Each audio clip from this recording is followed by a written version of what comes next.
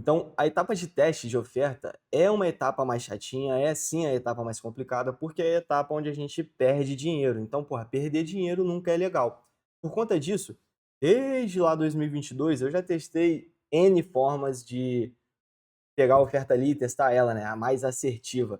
Cara, fazendo de um jeito, modelando nova, aí pega dali, pega não sei aonde, várias formas. Olhando para trás, o que que sempre funcionou comigo? Assim, sempre, todas as vezes, é bizarro isso, mas todas as vezes que eu executei essa paradinha que eu vou mostrar para vocês, deu certo.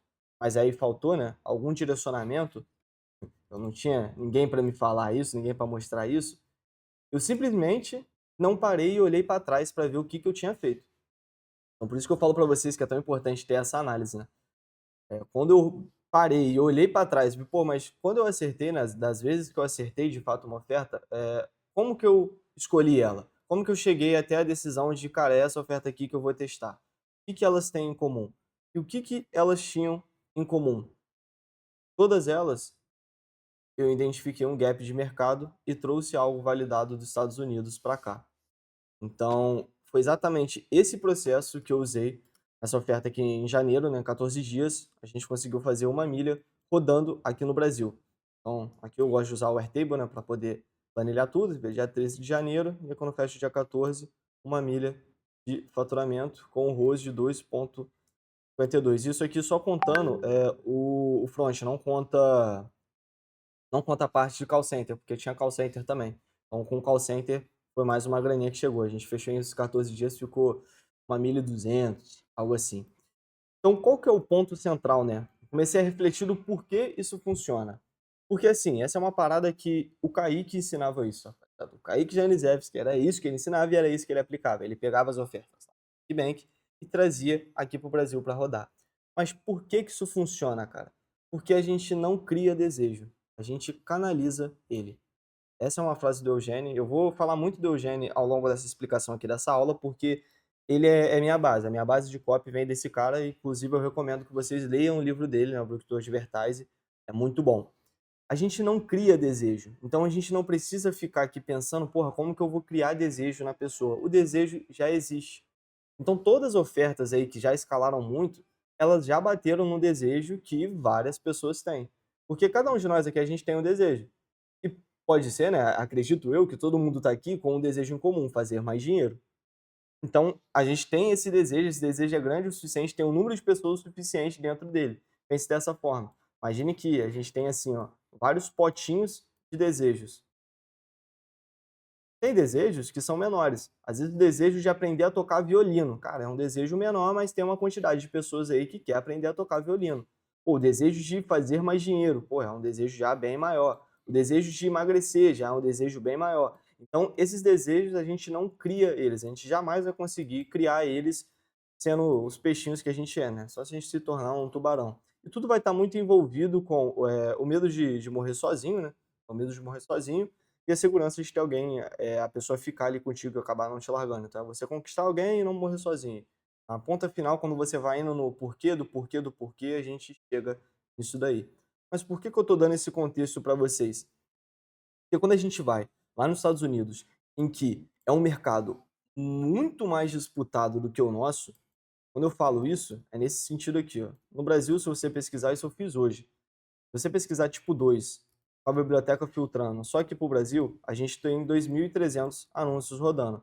O 2 é o que vai ter em qualquer anúncio de diabetes. Se a gente fizer a mesma coisa lá nos Estados Unidos, o resultado é mais de 11.000. Tipo, é muita coisa, é muita diferença. Sabe, não é nem o dobro. Então você tem um mercado muito mais competitivo. Se você tem um mercado muito mais competitivo, as pessoas têm que fazer, ofertas cada vez melhores, têm que converter cada vez mais. E a gente entende que o mercado vive de ciclo. Eu coloquei como exemplo o relacionamento, e aí o que que a gente tem, né? Vai começar, janeiro, essa época de janeiro é sempre o pico de venda vai ser em janeiro. E em novembro esse pico de venda volta. Mas toda oferta, durante esse período aqui, ela vai ter o ciclo de vida dela. Oferta barra saturação do mercado. Em janeiro agora, mano, fizeram um estrago nos Estados Unidos com emagrecimento lá com o Pink Salt. O mercado ele dá uma balançada depois que alguém imprime tanto dinheiro assim. As pessoas elas ficam um pouco receosas. Há muito tempo atrás aconteceu a mesma coisa aqui no Brasil com o truque da banana, que era uma oferta de emagrecimento.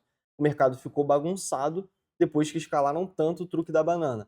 Então, é interessante vocês entenderem esse ciclo de mercado, como ele se comporta, porque não é porque a pessoa escalou muito, o mercado deu uma balançada, que nunca mais ninguém vai conseguir escalar essa oferta. E todo dia vai acordar uma pessoa nova que ela vai se olhar no espelho e vai falar: "Caraca, acho que eu tô meio gordinho, acho que eu tô meio gordinha". Todo dia vai acordar essa pessoa nova, então o público ele vai se renovando, ele esquece das coisas e etcétera. É interessante vocês entenderem isso, que o mercado vive de ciclos e as coisas não morrem assim. Então, sempre vai ter gente querendo emagrecer, sempre vai ter gente querendo ganhar dinheiro, sempre vai ter gente querendo tocar violino, então isso aí é muito, muito, muito, muito importante vocês terem isso em mente. Por que que eu falo isso? Hoje tá melhor ainda. Hoje tem SaaS, Info, Nutra, TikTok Shop, Ecom, afiliado, diversos países diferentes para a pessoa rodar. Isso está ficando cada vez mais em alta, né? Rodar na Europa, rodar nos Estados Unidos e tal, tal, tal. Isso é ótimo, é maravilhoso, porque fica mais espaço vazio no mercado. Porque você tem tanta opção, você tem tanta coisa, que agora você não tem uma enxurrada de gente disputando a mesma coisa.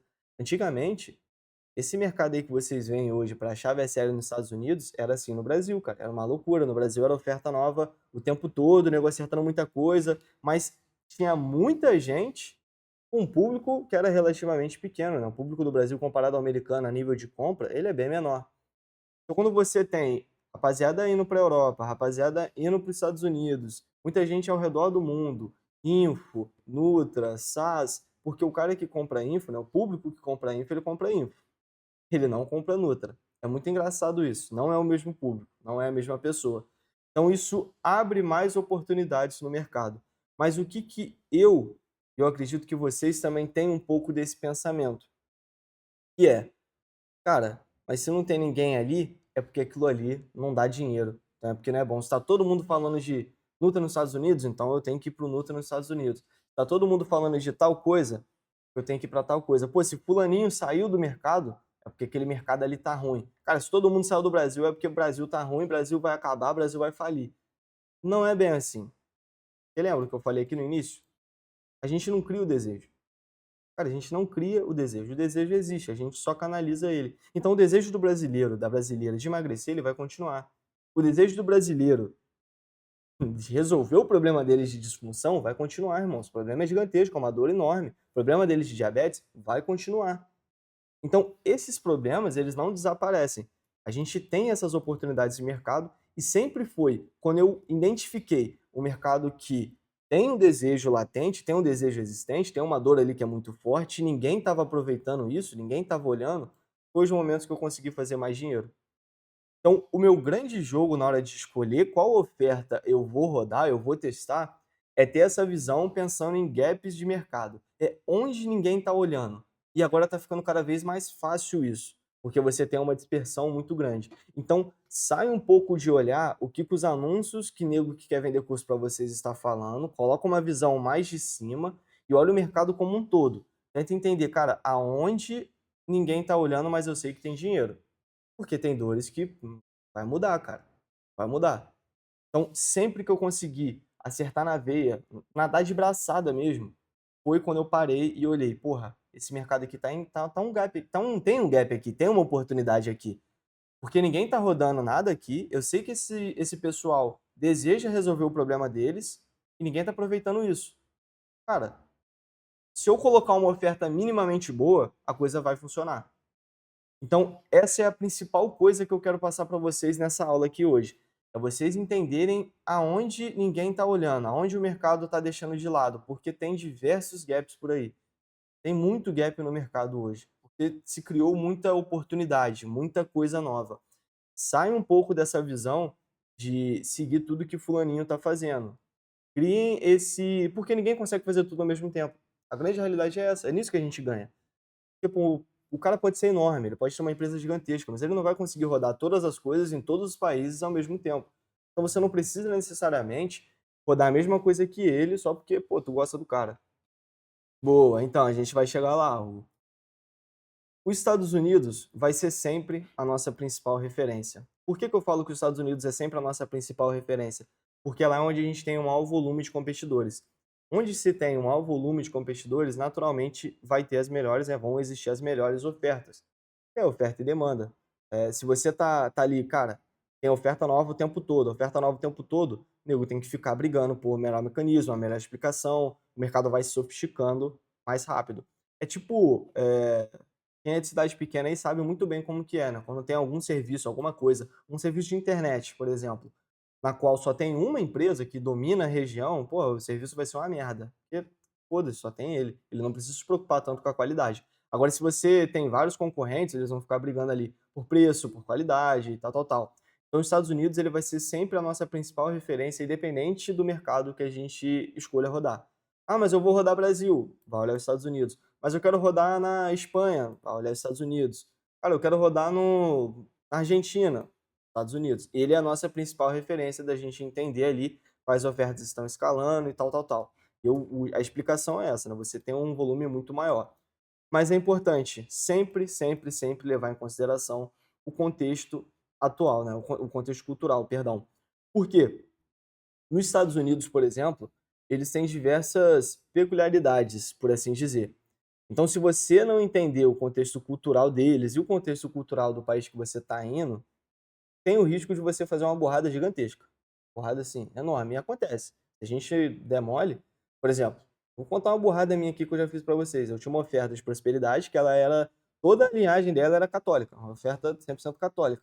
Aí o que que eu fiz? O gênio, eu fui lá e coloquei um bispo da igreja evangélica na VSL. Cara, eu caguei a VSL, pô. Porque eu não entendi o contexto cultural da coisa. Então, esses detalhezinhos, às vezes a força da VSL dos Estados Unidos está em usar o avatar X. Aí você traz aqui para o Brasil, e eu já cansei de ver isso acontecer, hein? Cara, o cara traz para o Brasil a VSL com aquele mesmo avatar, mas esse avatar não tem peso nenhum para a pessoa que vai ver aqui. A pessoa vai ver aquele avatar ali, para ela não vai fazer diferença nenhuma, porque ela nem sabe quem que é aquele cara. Então, tenha um cuidado a mais na questão do contexto cultural, principalmente se você está indo nos Estados Unidos, que você não conhece tão bem a cultura e você está levando problemas técnicos aqui, voltando. Então, tome muito cuidado no contexto cultural, porque você não conhece os Estados Unidos e ainda mais se você está levando para um outro país que você também não conhece tão bem. Esse contexto cultural ele é muito importante. Tem algumas dores que em certos países não são tão comuns quanto em outros. Os Estados Unidos, o nicho de saúde lá é tão forte porque, cara, eles não têm SUS. Plano de saúde lá, se dá alguma merda, remédio e tudo mais, é um absurdo de caro. A indústria farmacêutica lá é realmente como fala na VSL, ela é caras são ruins, cara, é maldade pura, é lucro atrás de lucro. Então, naturalmente, o nicho de saúde é muito mais forte porque, porra, é caro pra caramba. Pra eles é um absurdo, eles não têm, acesso a suplementos a tratamentos baratos. Entende? Então é importante entender esse contexto cultural. Por exemplo, o cara tem uma oferta que dá muito bom no WhatsApp, né, e vai levar ela para os Estados Unidos, não vai funcionar. O americano ele não tem o costume de usar o WhatsApp tanto quanto a gente aqui no Brasil. Então esse contexto cultural é um ponto chave, é onde vocês têm que dar muita atenção, beleza? O ponto que o Hugo falou. Feito isso, né, a gente já entendeu esses primeiros conceitos aqui. Aí indo para a prática de fato. Primeiro ponto, existe demanda que eu quero dizer, existe o desejo de resolver esse problema, existe demanda de querer resolver essa parada aí ou não. Vamos colocar emagrecimento. As pessoas no Brasil querem emagrecer? As pessoas lá na Argentina querem emagrecer? Existe esse desejo? Pô, existe. Pô, não existe. Como que eu vou descobrir isso? Através do YouTube, pesquisa orgânica, e no Claude também. O Claude você pede para ele fazer uma pesquisa geral para entender ali se existe esse desejo ou não. Por que no YouTube de maneira orgânica? Pô, se você vai num canal, por exemplo, aqui a gente tem o Guto Galamba, que é um monstro de emagrecimento. Ué, se o cara tá ali postando conteúdo orgânico, tá batendo milhões de visualizações, é porque o público quer resolver aquilo dali. Ele é relevante. Então, daquilo dali você já consegue validar se, que é o que você perguntou, Hugo. Cara, tem uma oportunidade ou isso aqui é um mercado inexplorado porque não tem ninguém que compra? Se eu vou no YouTube, se eu faço uma pesquisa orgânica, eu identifico que tem gente fazendo diversos vídeos falando sobre, pô, interessante. Eu vou trazer um outro exemplo aqui para vocês. Nos Estados Unidos, o nicho de testosterona ele é muito forte, mas aqui no Brasil ele ainda não é tão forte assim quanto lá. Se você chegar aqui no Brasil e pesquisar sobre testosterona, vai aparecer alguns vídeos bombando e tal, mas não é algo tão em alta assim quanto é nos Estados Unidos. O orgânico ele vai te entregar esse termômetro, por assim dizer. vocês têm que entender se existe demanda no país que vocês estão indo para não queimar cartucho à toa. Então, a visualização, né, no orgânico vai te mostrar isso e o Cloud ele te ajuda para fazer uma pesquisa mais ampla no Reddit, no Google e etc. Isso aqui é ponto-chave. Você tem que fazer isso. Esses 3 pontos que eu coloquei, eles são inegociáveis. Você tem que entender se esse mercado que você está indo, ele tem demanda ou não, se ele tem um desejo ou não. Show? Deu para pegar legal aí, Hugo? Cara, mas porque isso que você falou é realmente interessante. Isso que você falou é realmente interessante porque acontece. Acontece. Vai ter alguns. Eu vou entrar ali no assunto depois, mas é questão de nível de consciência do público. Então, tem alguns assuntos que, cara, não tem demanda naquele país ali. Não tem uma demanda tão grande assim quanto em outros, porque o nível de consciência deles sobre aquele problema, sobre aquela solução, não é tão alto ainda. Então, não vale a pena. Mas quando a gente está falando de big nicho, pô, relacionamento, saúde e renda extra, é bem provável que vai ter sim, que tem em todos. É bem provável. Agora, quando a gente está indo mais para um micro nicho, né? Por exemplo, nos Estados Unidos é muito forte o parada de carpinteiro. Carpinteiro lá é muito forte. Pra aprender a fazer, tipo, virar um Bob construtor na tua própria casa, né? Ficar fazendo essas paradas aí, mas porque os caras brisam nisso, é cultural deles. Aqui no Brasil não tem uma demanda tão grande em cima disso assim. A brisa dos caras é fazer essas paradas, mano. As ofertas lá disso escalam muito.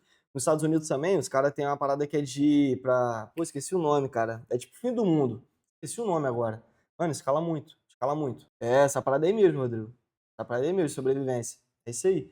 Cara, isso escala um absurdo lá nos Estados Unidos. Aqui no Brasil, eu já vi ofertas assim, mas é um pouco mais complexo, não tem tanta escala quanto tem lá, porque eles são um povo muito.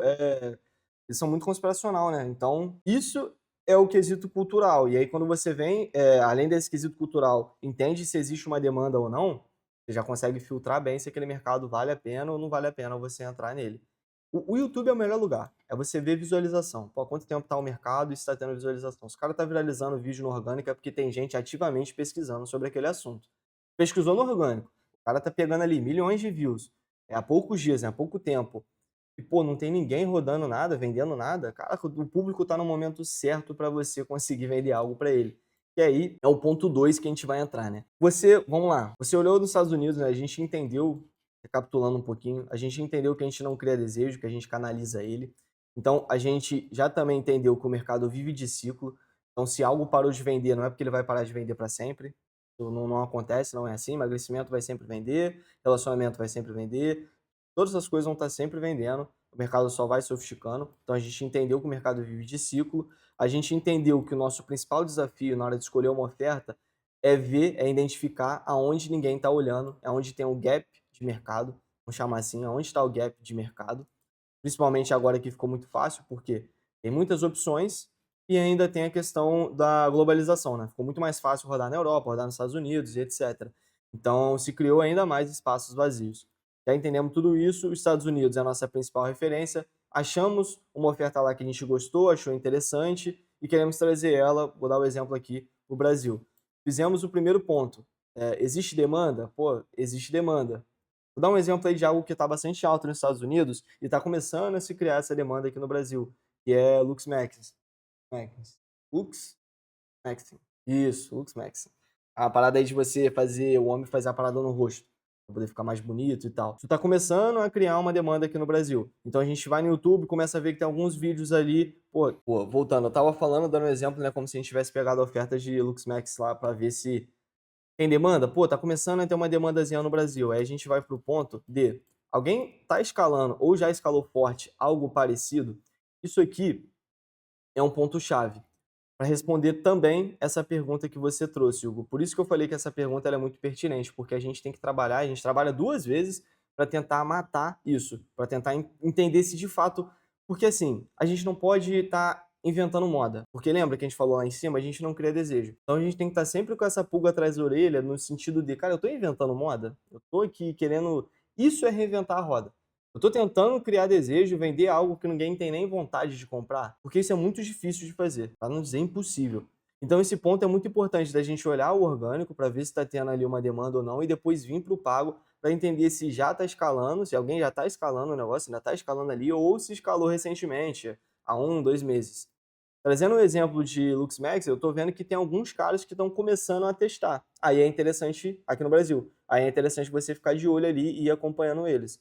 Mas pode ser, como no exemplo da minha primeira oferta, a primeira oferta que eu acertei fazendo exatamente isso daqui, né, que é o Growth Metrics lá que eu contei para vocês, não tinha nenhuma oferta, aí eu estava no momento perfeito, porque era uma dor muito forte, que eu sabia que todo brasileiro tem, todo brasileiro tinha, assim, existe no Brasil, né, muito forte. Não tinha ninguém escalando, então não tinha ninguém, assim, não tinha uma oferta dela ativa na biblioteca, mas há mais ou menos uns 4 meses atrás, tinha um cara que escalou forte no YouTube. Esse é o momento perfeito. Ali era o gap perfeito. Era o gap perfeito, era o momento perfeito.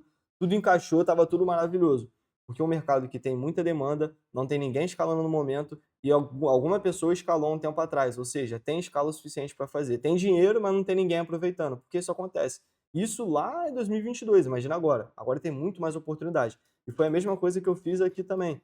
Essa oferta aqui foi de memória. Cara, a memória tava arrebentando nos Estados Unidos, mano. Nego escalando muito. E até então, até no meio que final do ano passado, né, quando a memória começou a realmente dar bom, todo mundo falava mal.